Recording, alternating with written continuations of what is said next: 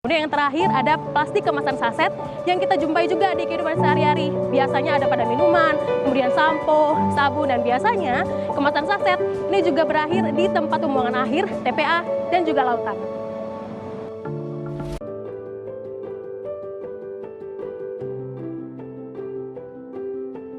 Di Indonesia, persoalan sampah menjadi masalah yang memprihatinkan.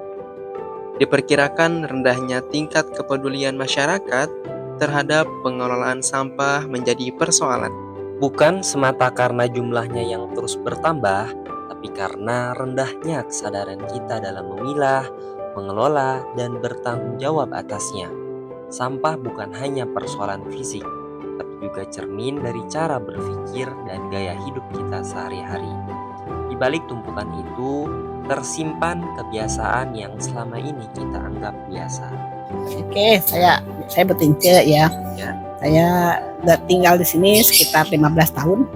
Ya, jadi baru sekitar setahun yang lalu, kira-kira bulan Agustus baru terpikir saya ingin mengolah sampah yang di depan yang tadinya kotor sekali tempat sampahnya bersampahnya.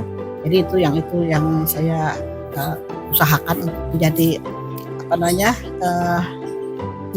ya artinya itu ditutup, tempat sampah itu tutup, dijadikan sesuatu yang lebih cantik lah supaya nggak kelihatan kotor gitu ya. Di Kota Bogor, sungai juga menjadi sasaran tempat pembuangan sampah. Padahal, tanpa kita sadari, sebenarnya sampah bisa dimanfaatkan menjadi suatu karya yang ekonomi kreatif. Kan pertama siapin ininya dulu nih. Kalau udah selesai kayak gini, tinggal disusun dianya masuk satu. Kan udah masuk. Kalau bisa mah di ini aja dulu, dicari polanya gitu. Kan kayak gini nih, gambar kopi. Dimasukin. Terus kalau udah kayak gini, masuk lagi.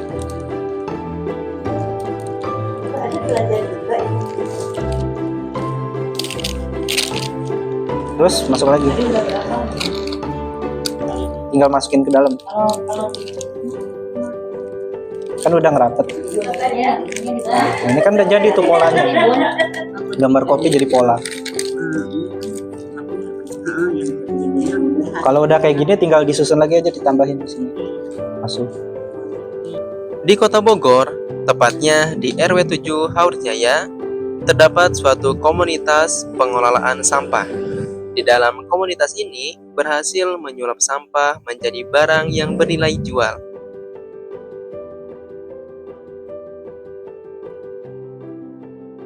Dengan semangat kebersamaan dan keinginan untuk memberikan dampak positif, ibu-ibu PKK dan Karang Taruna di Haurjaya berkolaborasi mengadakan sebuah pelatihan pemanfaatan sampah non-organik. Siapa sangka, bungkus kopi yang seringkali berakhir di tempat sampah ternyata memiliki potensi luar biasa untuk kita ubah menjadi karya bernilai jual tinggi. Tak banyak yang tahu juga, limbah sederhana seperti bungkus kopi bisa disulap jadi produk bernilai. Dengan tangan-tangan kreatif, ia bukan hanya lagi sampah, tapi sumber penghasilan dan simbol perubahan.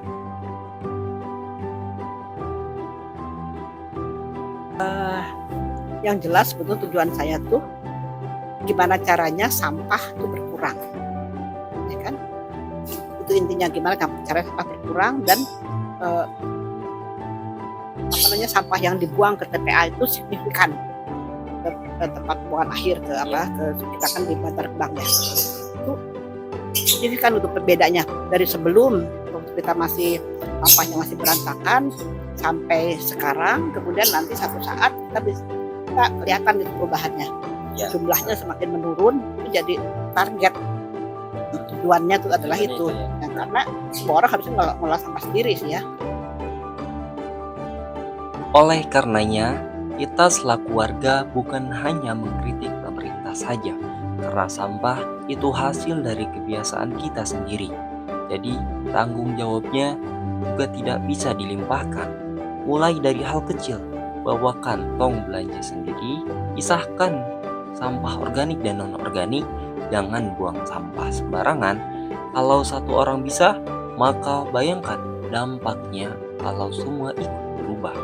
Sederhana, tapi langkah penting untuk bumi yang lebih bersih.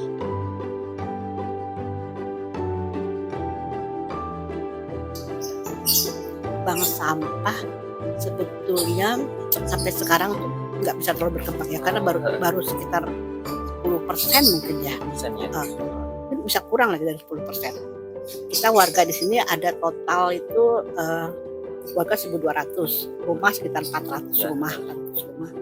Nah, yang jadi anggota bank sampah itu di RT 1 sama RT 5 itu ya sekitar 20 orang, 20 keluarga. Nah, jadi untuk mengembangkan itu, membuat orang-orang semua mau ikut anggota bank sampah itu yang susah sekarang. Kita masih mikir gimana. Sampai saya bilang ya paling tidak saya minta Bu Tia bikin form yang ditandatangan setiap rumah. Sampah plastik sendiri seperti bungkus kopi memanglah kecil, tapi kalau dikumpulkan terus dampaknya sangat amatlah besar. Daripada dibuang dan mencemari lingkungan, lebih baik diolah jadi sesuatu yang mempunyai nilai. Di tangan ibu-ibu yang kreatif, bungkus kopi ini sendiri bisa berubah jadi mahakarya, seperti jadi tas, dompet, hingga karpet yang fungsional. Ini bukan sekadar daur ulang, ini bukti bahwa sampah bisa punya masa depan asal kita mau peduli dan mulai dari hal yang sederhana.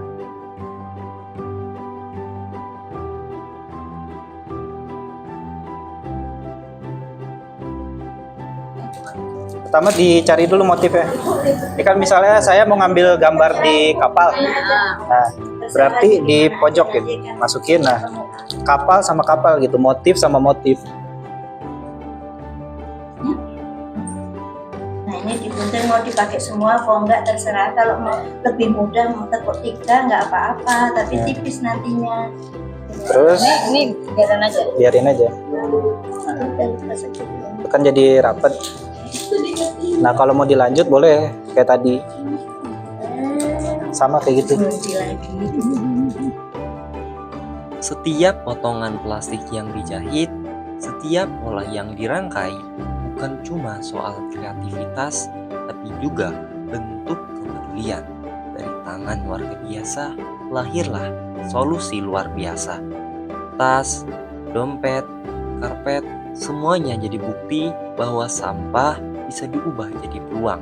Bukan hanya mengurangi limbah, tapi juga membuka lapangan kerja dan membangun kesadaran yang baru. Ini motif yang ini Bu, ini harus keluar nanti, gitu aja. Kita tekuk itu yang mau dikeluarkan. Ini nggak masalah, ini mau panjang mau pendek, nanti yang penting yang dicari itu aja gambarnya. Yang paling gampang tuh bikin motif yang kayak gini, yang bolong-bolong. Nah, ini nih yang paling gampang. Terus yang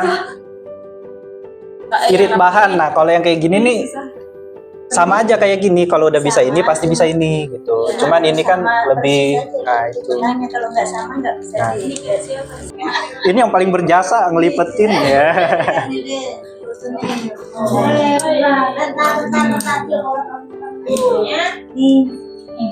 Yang hasil hari ini jangan. Oh, yang hasil hari ini. Bukan hasil hari ini, jadi kreasi dari bungkus kopi. Ternyata dikira tuh ngelihat bener-bener gampang. Ternyata kalau dipraktikkan susah, tapi alhamdulillah ya ibu-ibu di sini pada rajin juga.